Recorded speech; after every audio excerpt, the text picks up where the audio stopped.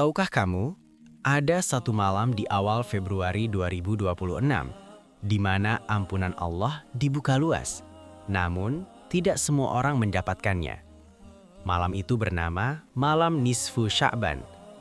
Nisfu Sya'ban adalah salah satu momen penting dalam kalender Islam, yang sering disebut sebagai malam pengampunan dan rahmat. Nisfu Sya'ban berarti pertengahan bulan Sya'ban, yaitu tanggal 15 dalam penanggalan Hijriyah. Malam ini menjadi pengingat bagi umat Islam untuk berhenti sejenak, menoleh ke dalam diri, dan mempersiapkan hati sebelum memasuki bulan suci Ramadan.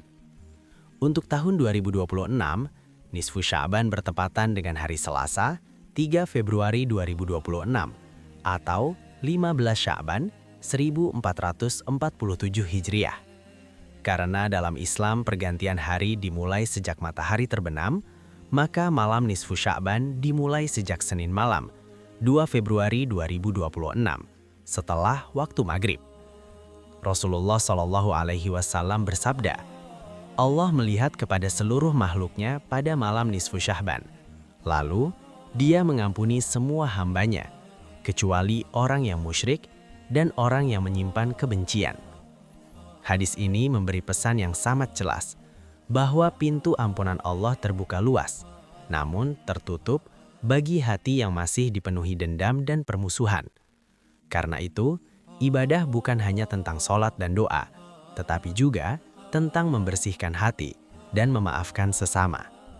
Allah juga berfirman dalam Al-Quran, Surat Az-Zumar ayat 53, Katakanlah, wahai hamba-hambaku yang melampaui batas terhadap diri mereka sendiri, janganlah kamu berputus asa dari rahmat Allah. Sesungguhnya, Allah mengampuni dosa-dosa semuanya. Sesungguhnya, Dialah yang Maha Pengampun lagi Maha Penyayang. Ayat ini mengingatkan kita bahwa harapan selalu ada selama kita mau kembali kepada Allah.